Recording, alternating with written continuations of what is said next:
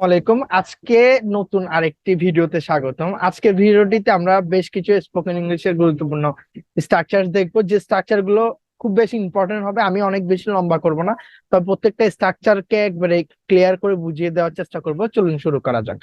প্রথমত আমরা আজকে যে স্ট্রাকচারটি দেখবো, স্ট্রাকচারটি হলো নাথিং লেফট।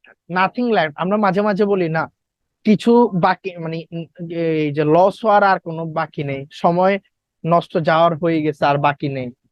তারপরে মানে কোনো কিছুতে আমরা কোনো কিছু বাকি নেই, এরকম আমরা সেন্টেন্স মেক করি, যেমন হচ্ছে তাদের আর কোথাও যাওয়ার বাকি নেই। ঠিক আছে, তাহলে এই ধরনের এই যে নাথিং, কোনো কিছু বাকি নেই, নাথিং লেফট, এটা দিয়ে আমরা কিভাবে সেন্টেন্স মেক করবো এটা একটু দেখবো। আপনি nothing left two, nothing left two কি হবে? নাথিং লেফট টু, এখানে একটা টু হবে। তাহলে nothing left two, nothing left two মানে কি? বাকি নেই। তাহলে টু এর পর ভার্বে ভি ওয়ান হয়, আমরা সবসময় জানি। তাহলে তাদের আর কোথাও যাওয়ার বাকি নেই। They have nothing left to go, they have nothing left to go. যদি বলি যে তার কোথাও তার কোথাও যাওয়ার বাকি নেই, he has nothing left to go, he has nothing left to go. দে এর সাথে কেন হ্যাভ? দে হচ্ছে যে থার্ড পারসন প্লুরাল নাম্বার, এই জন্য। আর হি এর সাথে কেন হ্যাজ হয়েছে? He third person singular number, এই জন্য হি এর সাথে কি হয়েছে? হ্যাজ। আই এর সাথে কি হবে? হ্যাভ হবে। আমার আর কিছু শোনার বাকি নেই, I have nothing left to listen. তাদের আর কোনো কিছু শোনার বাকি নেই, they have nothing left to listen. Okay, তোমার আর কোনো কিছু শোনার বাকি নেই, you you have nothing left to listen. তাহলে আমি যদি বলি সাগরের আর কিছু শোনার বাকি নেই, তাহলে কি হবে? না, Sagar has nothing left to listen. Sagar has nothing left to listen, এমন হবে। আমার বাবার আর কিছু শোনার অর্জন করা বাকি নেই, my father has nothing left to achieve. My father has nothing left to achieve. My ফাদারের সাথে কি হয়েছে? হ্যাজ হয়েছে। তাদের আর কোনো কিছু হারানোর বাকি নেই, they have nothing left to lose, they have nothing left to lose. তার কোনো সুযোগ তার কোনো সুযোগে বাকি নেই, he has nothing left to get opportunity, he has nothing left to get opportunities. Get get opportunities মানে কি? সুযোগ পাওয়া, সুযোগ পাওয়ার বাকি নেই। পরবর্তী স্ট্রাকচারে চলে যাও। পরবর্তী স্ট্রাকচারটি ইন্টারেস্টিং একটা structure, weather or. Weather or, তাহলে ওয়েদার হওয়ার কি হবে কি হবে না, হবে কি হবে না। তাহলে কি সে সুস্থ কি সুস্থ না সেটা আমার দেখার বিষয় না, it's not up to me, এটা আমার দেখ, এটা আমার বিষয় না। Whether he is healthy or sick, সে কি সুস্থ বা সুস্থ না। সে যাবে কি যাবে না আমি জানি না, আই ডোন্ট নো, আমি জানি না। Whether he will go or not, সে যাবে কি যাবে না, যাবে মানে future. He will, whether he will go or not, whether মানে কি? যাবে কি যাবে না আমি জানি না, whether he will go or not.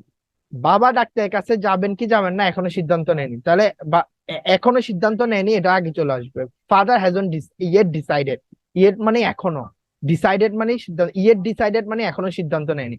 Father hasn't yet decided weather to go to doctor or not, weather to go to doctor or not, weather to go to doctor or not. বাবা এখনো যাবেন কি যাবে না, এখনো যাবেন কি যাবে না না এখনো সিদ্ধান্ত নেয়নি। Father hasn't yet decided whether to go to doctor or not. এটা সুন্দর না অসুন্দর তা কিছুই আসে যায় না, ইট ডাজন্ট ম্যাটার। তাহলে তা কিছু আসে যায় না কি? It doesn't matter. এটা সুন্দর না সুন্দর না, whether it's nice or bad, whether is nice or no, whether is nice or no. অর্থাৎ এটা সুন্দর না সুন্দর না কিছু আসে যায় না।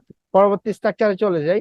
পরবর্তী স্ট্রাকচারটি হচ্ছে আমাদের for the sake of. For the sake of কি? উদ্দেশ্য বা খাতিরে। আমরা বলি না আমি এই উদ্দেশ্যে এখানে এসেছি, তাহলে আমি এই উদ্দেশ্যে সেখানে গিয়েছি, আমি এই উদ্দেশ্যে বাড়িতে গিয়েছি। তাহলে আমরা এই ধরনের সেন্টেন্সে অফ এর পরে কি হবে? ভার্বে আইএনজি ইউজ করতে পারবেন, অর্থাৎ এটা প্রিপোজিশন। প্রিপোজিশন অফ এর পরে, অর্থাৎ যে কোনো প্রিপোজিশনের পরে ভার্বে আইএনজি ইউজ করা যায়। তারা দরিদ্রকে সাহায্য করার উদ্দেশ্যে একটি প্রতিষ্ঠান প্রতিষ্ঠা করেছিল, দে এস্টাবলিশ ইট। আচ্ছা, এটি প্রতিষ্ঠা করেছিল, দে এস্টাবলিশ ইট, তারা এটি প্রতিষ্ঠা করেছিল, they establish it for the sake of helping the poor. For the sake of এর পরে কি হচ্ছে? ভার্বের আইএনজি। আমরা সেখানে গান গাওয়ার উদ্দেশ্যে গিয়েছিলাম, তাহলে আমরা সেখানে গিয়েছিলাম কি? We went there. ওয়েন মানে কি? গিয়েছিলাম। আর উই গো দেয়ার আমরা সেখানে যাই, উই ওয়েন দেয়ার আমরা সেখানে গিয়েছিলাম। উই উইল গো দেয়ার আমরা সেখানে যাব। তাহলে আমরা সেখানে গিয়েছিলাম, উই ওয়েন দেয়ার আমরা সেখানে গিয়েছিলাম।